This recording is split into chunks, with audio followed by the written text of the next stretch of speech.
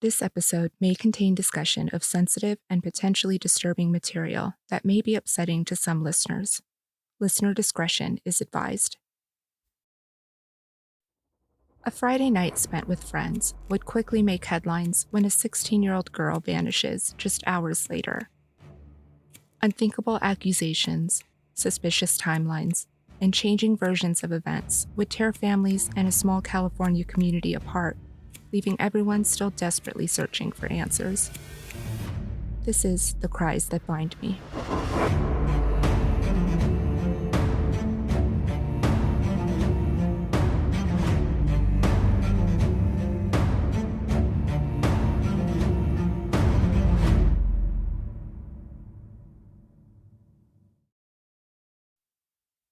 Bishop is a small town that sits almost directly in the middle of the state of California.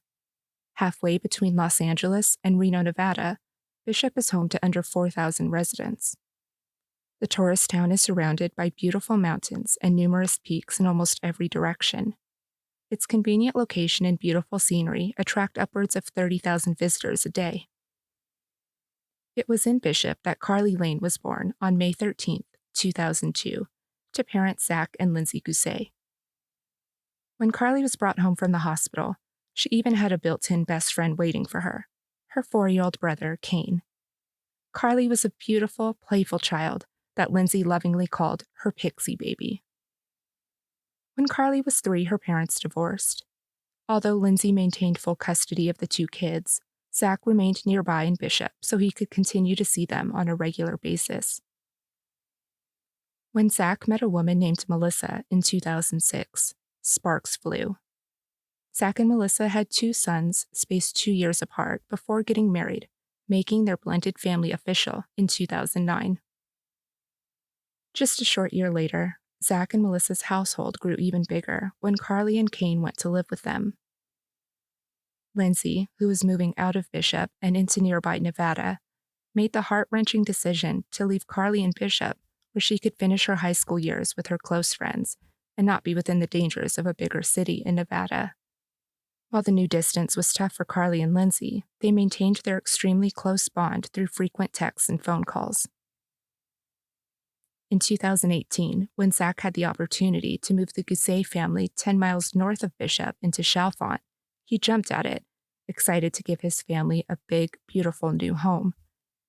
Given its close 15-minute drive into Bishop, the Guses were able to continue attending the same schools and work, just with a slightly longer, albeit still short, commute.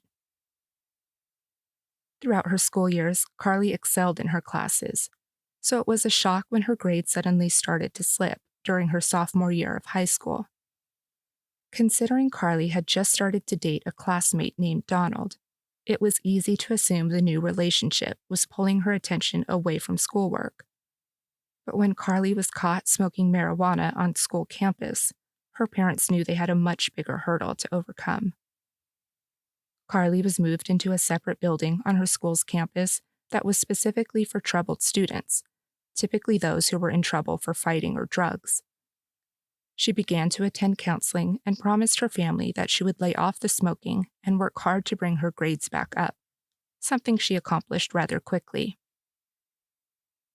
On Friday, October 12, 2018, when Karlie asked if she could go to her school's football game that night, despite being grounded, her parents agreed, given how hard she had been working to improve both in school and at home.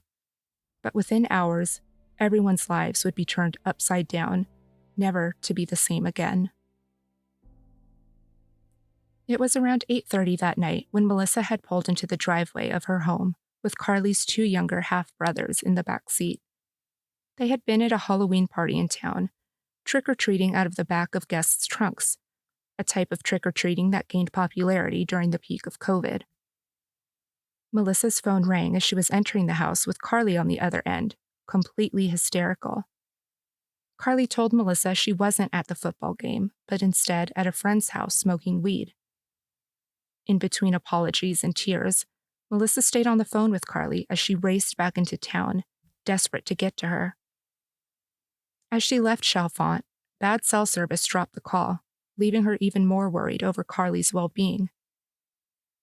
When Melissa pulled into Donald's neighborhood, the last place Karlie told Melissa she was, Melissa was surprised to find Karlie was gone.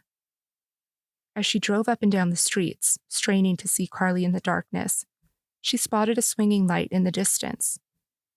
As she slowly drove closer to the light, she saw it was coming from Karlie's cell phone. Karlie had turned on the flashlight feature of her phone to guide her path as she ran away from Donald's house. When Melissa got close enough, Karlie jumped into the back seat and begged Melissa to take her home. During the short drive, Karlie got up and switched seats multiple times, stating she was afraid she would die during the ride home. By the time the two walked in the front door, Zach had gotten home from work and saw Karlie for the first time. He could see she was very visibly upset and agitated, with her mood rapidly changing from love for her family to full-blown fear.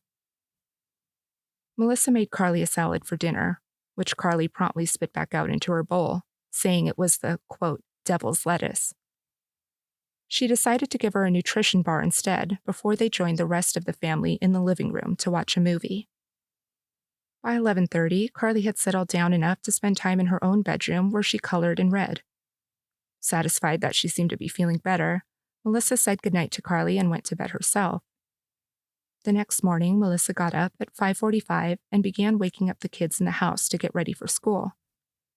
When she reached Karlie's room, she found the bed empty and immediately panicked based on Karlie's erratic behavior the night before. After seeing the front door slightly ajar, Melissa began searching the house and yard for her. When she saw Karlie's cell phone, wallet, and glasses were all in the house with no sign of Karlie, she ran back into her bedroom to wake Zach for help. But why was Melissa waking the kids up so early for school on a Saturday? 160 miles away in West Nevada, Lindsay received a distressing phone call from her ex-husband, Zach. When she answered the phone at 9:35 that morning, Zach told Lindsay that their daughter was gone. Confused and frantic, Lindsay immediately drove to the Guse home in Chalfont. Upon arriving, she was greeted by the local Mono County Sheriff's Department. She introduced herself as Karlie's biological mother before she broke down, paralyzed with fear over her missing daughter. As officers from Inyo and Mono County searched the immediate area, they were joined by Inyo Search and Rescue, the Forest Service, and China Lake Naval Station, along with countless friends and family members of the Guses. Karlie's home sat in the middle of the high desert in a small neighborhood of less than 700 people. The home was completely surrounded by desert valleys, with the only way in or out of the neighborhood being a busy highway that sat about a mile west of Karlie's front door. Rough desert terrain and mountains lay just beyond their backyard. Cadaver dogs picked up Karlie's scent leading out of her neighborhood and into the desert, but they lost the scent just a few feet from the highway. Feeling desperate, Melissa opened her Facebook app and began broadcasting live, pleading with viewers to spread the news of Karlie's disappearance, a decision that would instead cast the spotlight on Melissa and leave viewers with disturbing thoughts and questions. Karlie was a shy and somewhat reserved girl growing up, but never had any problems making friends. One close friend of Karlie's recalled when she was a new student to the school and didn't know a soul. A bubbly, beautiful girl bounced up to her and said, "Hi, I'm Karlie." Karlie's warm, empathetic personality helped calm the new student's nerves, laying the foundation for a tight friendship. If Karlie wasn't at school dancing or working as an assistant at Melissa's office, she was almost always spending time with her younger brothers, binge-watching scary movies. Karlie was an all-around loving and caring friend, sister, and daughter, and everyone in her life fondly considered her their best friend. She was known for her sweet disposition and playful personality, so it was all the more concerning when Karlie started acting so erratically the night before she went missing. Despite numerous reports, Karlie wasn't at a party that Friday night in October. In actuality, Donald's friend had picked them up and taken them to his house where he had just a few friends waiting. The handful of teens sat around the living room, listening to music and smoking pot, a very low-key hangout. Donald and Karlie hadn't been at the house for long before her behavior started to change, seemingly out of nowhere. When Karlie started crying and saying the music was demonic and would hurt her, Donald knew something was wrong and asked for a ride back to his house so Karlie could try to calm down in a quieter environment. At 8 o'clock, doorbell camera footage showed Karlie and Donald holding hands as they walked out of his friend's house and got into his car. They were dropped off outside the entrance of the mobile home community where Donald lived. As the two began to walk the couple blocks to Donald's house, Karlie seemed to grow more and more agitated. Donald tried to console her, but it seemed the more Donald attempted to comfort her, the more fearful she grew. After several minutes, Karlie snapped. Donald continued to try and hold Karlie, but she fought to get out of his arms. She bit him in the side and shoved him, yelling at him to stay away as she fled his neighborhood into the darkness. Donald was confused. He had never seen Karlie act so out of character before. He was worried if he chased after her, she may get even more combative or become even more upset. He figured the best thing to do was just let Karlie cool off, so he continued the walk back to his house. He would later admit it was a decision he'd regret for the rest of his life. Given Karlie's extreme reaction to smoking marijuana that night, many believe she may have consumed marijuana that was laced, whether knowingly or unknowingly.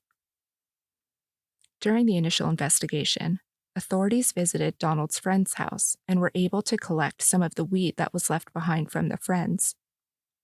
Test results revealed the marijuana was not laced, but many still believe she still may have smoked laced or even synthetic weed. Synthetic marijuana, such as spice or K2, is a man-made chemical created to mimic traditional THC. Using synthetic marijuana comes with another series of risks, especially considering there are no regulations in place during the creation process.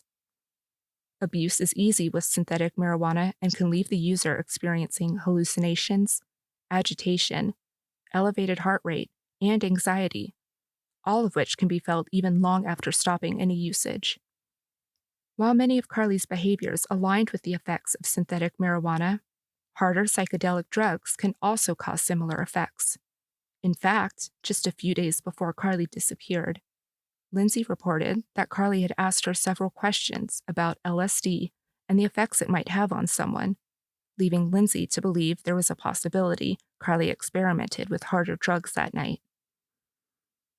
LSD, which is a very strong hallucinogen, may cause users to experience impaired deception of time, depth, shapes, and sizes of objects, along with paranoia and anxiety, a very dangerous combination for someone not of sound mind or able to make reasonable decisions.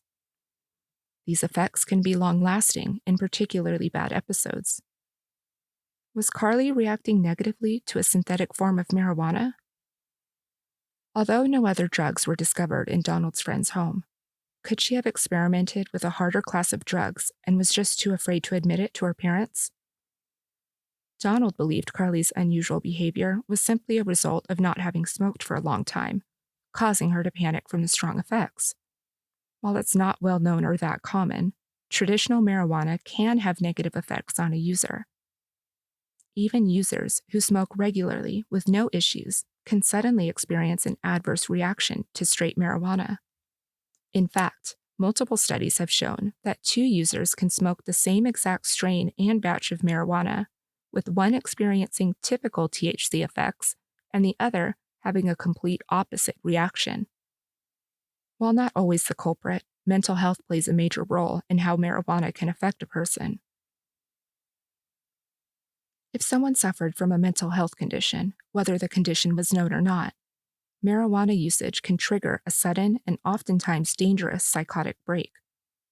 Hallucinations, schizophrenia, suicidal thoughts, paranoia, and aversion to food are some of the common signs of a psychotic episode triggered by marijuana consumption.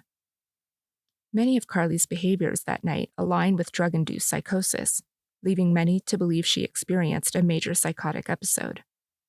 In the weeks leading up to her disappearance, some friends even reported Karlie was exhibiting paranoia, claiming people were tracking her through her cell phone. Could Karlie have been suffering from an undiagnosed mental illness that was slowly starting to surface? During their investigation, authorities were able to speak with 3 separate witnesses who believed they may have seen Karlie the morning she disappeared. A neighbor that lives just a few houses down from the Guses was in his hot tub room that morning, a room with large windows that faced out onto the street. When he saw movement outside and looked through his windows, he noticed a tall, thin female with long hair walking down the road. She was wearing gray bottoms and a white t-shirt, something that struck him as odd considering it was just barely past 6 a.m. and still very cold out. He also believed he saw her carrying a white piece of paper. A second witness from the neighborhood described seeing a female that matched the description of the first witness. While the witness was standing outside in his driveway, the young woman walked past him out of the neighborhood towards the highway. He reported the female looked back at him several times, locking eyes with him as she walked away. He, too, believed she was holding a piece of paper. Lastly, a third witness, described as a wooder, told authorities he saw a young female standing adjacent to the highway, just inside the barbed wire fence that lines Highway 6, sometime around 7:20 that morning, about 50 to 80 minutes after the first witness saw her. Although he only saw her briefly, he did not see anyone with her or see her get into any vehicles. The first witness, the Guse's neighbor named Richard, later revealed the female continuously looked up at the sky as she walked down the street, possibly indicating she was still under the influence. More information about that morning would trickle in batches, casting the spotlight not just on Karlie, but also on her parents. In an effort to bring more awareness to Karlie's case, her parents made public appearances over the days and months after her disappearance. One of the most controversial events of the case was in March of 2019, when Zach and Melissa appeared on the Dr. Phil show. Although Lindsay also appeared on the show, Zach and Melissa refused to share the stage with her. Shortly after Karlie disappeared, things quickly grew tense between Lindsay, Zach, and Melissa. As Lindsay began to ask questions about their daughter's disappearance, desperately trying to understand what might have happened, both Zach and Melissa grew increasingly defensive and hostile towards Lindsay. In fact, when Zach first called Lindsay the morning Karlie went missing, Lindsay described him as extremely combative and reported he even yelled at her, quote, "At least you have a fucking alibi," end quote, before he hung up on her. As each day went on, more and more distance began to grow between Karlie's parents. Instead of working together, they quickly began to turn on each other, throwing insults and pointing fingers. One topic that was continuously brought up was Melissa's secret recording of Karlie the night she was picked up outside of Donald's neighborhood. Melissa would explain she secretly took out her cell phone and began audio recording everything Karlie was saying, with the intention of playing it back for her the following day to show her how crazy she was sounding under the influence. When Lindsay arrived at the Guse home the morning of October 13th, Melissa began to play back some of the recording for her, but Lindsay told her to shut it off after hearing how distressed her daughter sounded. Dr. Phil requested a copy of the recording prior to filming with the Guses, hoping to hear what state of mind Karlie may have been in that night. But as Zach and Melissa sat on stage and were questioned why they never sent that over to him, they simply shrugged as they looked at each other. They stuttered that nobody from the show ever asked to hear the recording, which Dr. Phil quickly shut down. In fact, he told the Guses he was surprised that they were withholding so much information from him. Y'all wouldn't even give us your address. "We don't want people stalking us," Melissa said as she laughed. Dr. Phil shot back. "Have you ever seen me publish an address?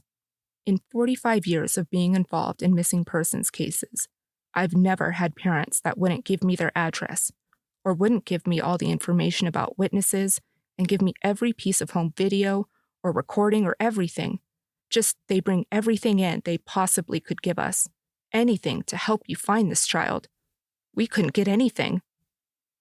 He seemed to be growing frustrated with the couple as he confronted them over their lack of cooperation. As he continued to question why they were withholding so much, Melissa interrupted and said, quote, "You have my home address. I filled it out on that piece of paper," end quote. But Stranger still, the Guse's lack of help wasn't the most surprising part of the segment. When Dr. Phil asked Melissa to go through the sequence of events the morning Karlie went missing, he prompted her by repeating her report of waking the kids up at 5:45. Straight-faced, Melissa responded, quote, "It was a lie about checking in on Karlie," end quote. Dr. Phil asked her, "What you told them wasn't true?" With a single shake of her head, Melissa simply replied, "No." When Karlie and Melissa got home that Friday night, Karlie was practically inconsolable. When everyone started to wind down and get ready for bed, Karlie begged Melissa to stay with her, even going as far as to follow her into the bathroom because she didn't want to be left alone. The two eventually made it into Karlie's room, where they talked for hours. Karlie spent time coloring, painting her nails, and asked Melissa to read the Bible with her. They finally climbed into bed around 3:30 and held hands before Melissa eventually dozed off. When she woke up about 2 hours later, Karlie was lying in bed next to her. Her eyes were closed, but her eyelids were rapidly fluttering, possibly indicating she still wasn't able to rest much. Melissa fell back asleep and opened her eyes again at 7:18. When she saw Karlie wasn't in bed with her, she jumped up and began looking for her. After searching the entire house and backyard, she woke Zach. The two hopped into their separate cars and searched the neighborhood. Zach drove his truck up into the highest parts of the desert to see if he could spot Karlie walking through the valleys below, but there was no movement. When they returned 2 hours later, both without Karlie, Melissa called the police while Zach phoned Lindsay. When Lindsay arrived later that afternoon, Melissa offered the audio recordings to show her just how differently Karlie had been acting the night before. Lindsay reported she saw over 20 minutes of audio recordings, although she wasn't able to listen to them in their entirety due to how upsetting they were. She later publicly accused Melissa of an obvious struggle before the audio recording shuts off. Lindsay demanded answers from Melissa over social media, but no response was ever given. In August of 2023, People magazine Investigates released an episode dedicated to Karlie's disappearance. In the episode, Melissa sits at her dining room table with Zach and plays part of Karlie's audio recording for the cameras. As Melissa and Zach wipe away tears while the audio plays, listeners can hear Karlie, who is very audibly upset, continually ask Melissa if she would call the police if anything bad were to happen. She presses Melissa for an answer and even says Melissa was going to kill her. Melissa remains calm and tries to reassure Karlie that she would of course call 911 if an emergency arose. But when Karlie hesitates to look at Melissa, Melissa asks Karlie, "Is it because you think I'm ugly?" The full, approximately 20 minutes of audio recordings have yet to be publicly released. While Zach and Melissa began to be picked apart by the public, Lindsay began experiencing harsh criticism on her end, too. When Lindsay wasn't able to get any information from any of the authorities working on Karlie's case, she took matters into her own hands and hired a private investigator. The investigator, Michael Boone, claimed he was an experienced homicide detective who was working with Operation Found Safe, an organization that works with families and law enforcement in the search of missing children. By all accounts, Boone sounded like an incredible force to add to the team in bringing Karlie home. When Boone later joined forces with Linda Berg, another private investigator from Operation Found Safe who was working directly with the Guses, many believed this was the beginning to finally getting some answers. As Boone and Berg became active on social media, people began to question their ethics. The pair repeatedly criticized law enforcement and frequented social media groups, seemingly more interested in gossip than working on finding Karlie. Linda Berg was accused of running a fundraising campaign to pay for polygraph tests for Zach and Melissa, something that would be handled by law enforcement, not private investigators. Rumors began to circulate that Berg was planning on using that money to pay herself for her time spent on Karlie's case. When confronted, Berg denied any responsibility. As people began to dive deeper, they found Boone's history was not at all the way he portrayed himself. Instead of being a highly respected member of law enforcement, Boone was actually a pornographer with several companies focusing on incestuous content. While he did work with a police department in the late 80s and early 90s, he was far from an experienced homicide detective. Berg and Boone's involvement with the case ended up causing more gossip and rumors to circulate instead of bringing anything of value. Was Lindsay duped into hiring Michael Boone? Or was she simply careless when allowing someone so reckless to take over her daughter's case? As Karlie's case began to get more attention online, even more rumors and theories began to circulate. Many speculated Karlie walked into the desert when she left her home the morning of October 13th. Chalfont Valley is located in the middle of the state of California, sitting at an elevation of 4,258 feet above sea level. Considered to be high desert, the small, unincorporated town is hidden between the Sierra Nevada mountains to the west and the White Mountains to the east. The Guse home, which sat in a small neighborhood of only about 40 residential lots, was completely surrounded by desert. A short walk of only a few minutes could have you deep within the desert valley, surrounded by the 14,000-foot mountain peaks. The terrain is typical of high desert, with earthy sagebrush standing anywhere between 3 and 6.5 feet tall, littering the dirt valley. If Karlie left her home on foot that morning between 5:30 and 7:30 in sweatpants and a t-shirt, the harsh desert would have been unforgiving before very long. Weather conditions were reported as fair that morning, with the temperature at a balmy 29 degrees Fahrenheit, or negative 1.7 degrees Celsius. Some believe Karlie was simply unprepared for the trek out into the valley, with her eventually succumbing to the elements around her. Others, including those familiar with the area, argue that it would be nearly impossible for Karlie to have gone into the valley without being found. A user on Reddit by the name Short Problem offered their opinion, saying, quote, "I agree that Karlie was most likely high on LSD. The effects can last up to 12 hours. I grew up in Bishop, and it was a popular drug. It was also not unheard of for people to play pranks and to spike drinks with LSD. Also, since I grew up there, I do not believe she got lost in the woods. Bishop and Chalfont Valley are located in a valley between two mountain ranges.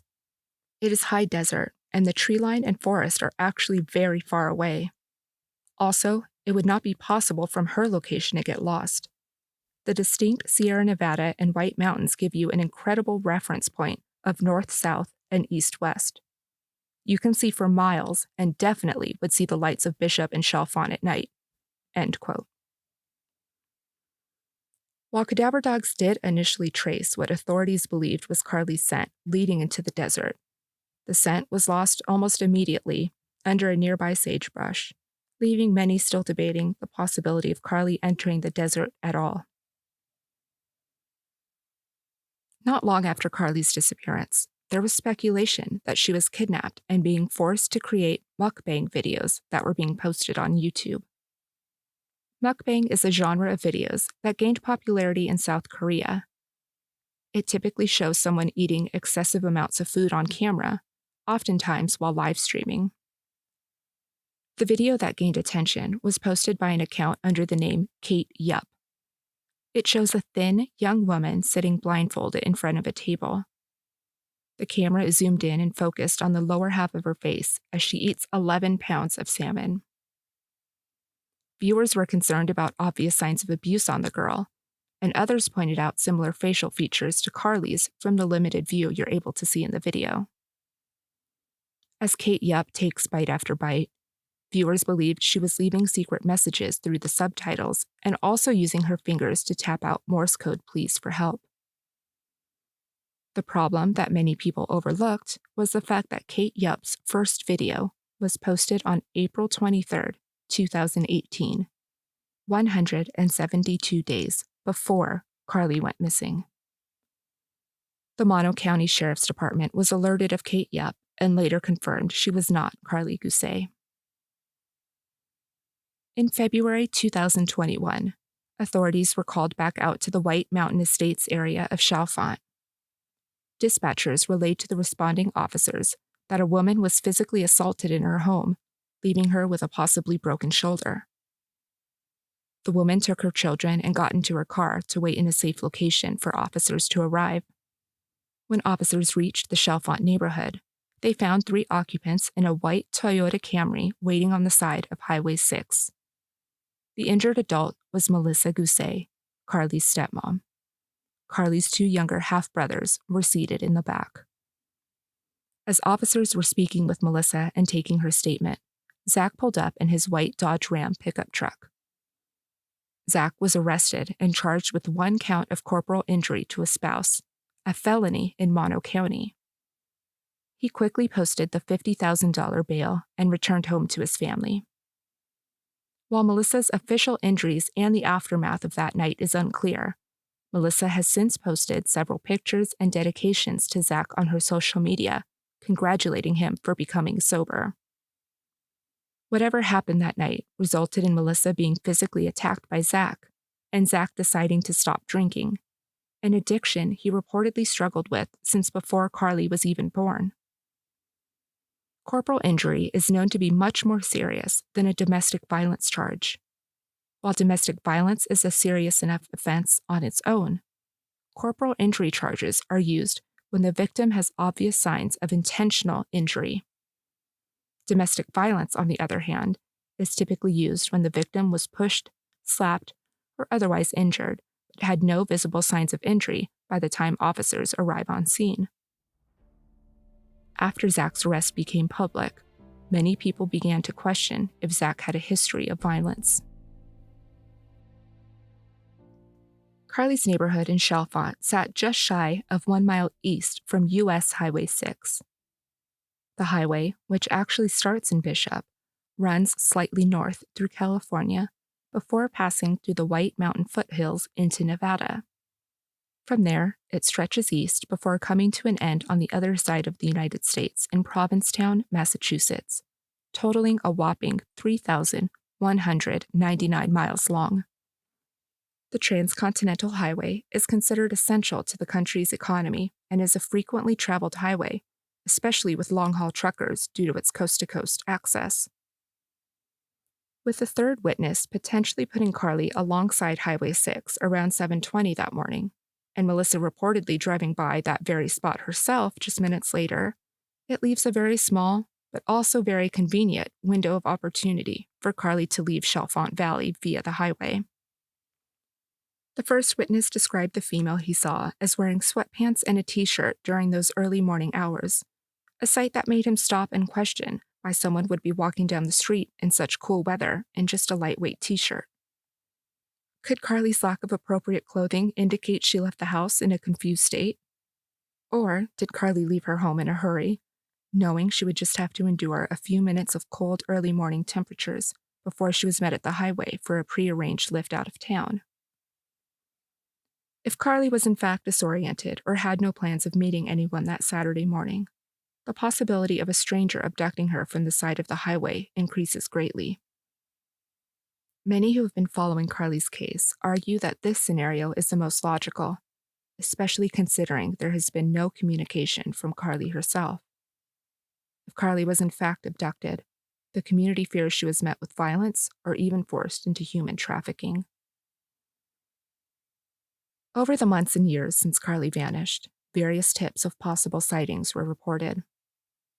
Another commonly believed rumor is that she was found by a YouTuber and his friend when they were dirt biking in July 2019. As the boys were riding through the mountains, their helmet cams captured a tall, thin female walking barefoot near the trail. The rider glanced back at her several times before he eventually headed home and called 911. When authorities went back out to the trails to investigate, they did find the young girl that was captured in the video, but after speaking with her, they discovered she had run away from home with her boyfriend just a few days prior.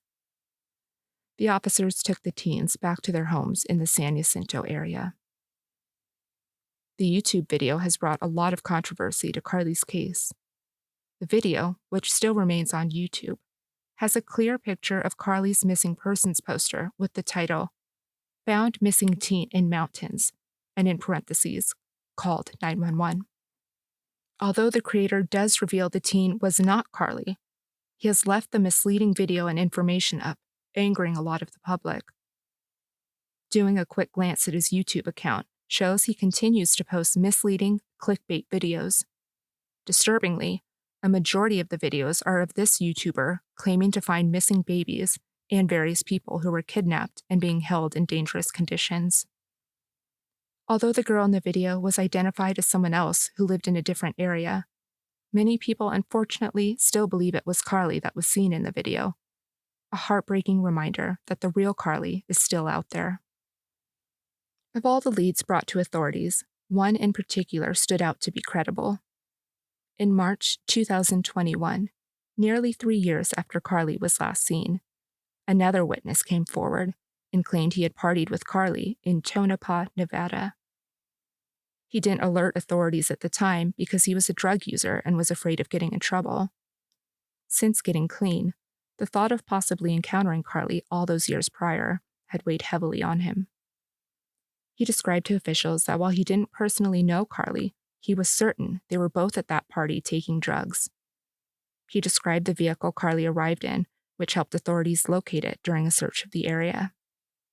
They were able to gather forensic evidence from inside the vehicle to be sent for testing. They believe they have a person of interest who has ties to that vehicle, but no new information has been released to the public, nor have any known arrests been made. In the search for locating Karlie, many of her friends and family have been thrust into the spotlight, with their every word and movement being scrutinized. Regardless of opinion or theory, real people are experiencing real pain from Karlie's unexplained disappearance. Please remember that each person is unique. Each person grieves differently. They respond to trauma differently. They ask for help differently. And they control their emotions differently. There is no guide on how one should behave during such a difficult time. No matter where Karlie may be, her loved ones deserve answers. If you have any information related to Karlie or her disappearance, please contact the Mono County Sheriff's Office at 760-932-5678 or visit tips.fbi.gov to submit your tip online.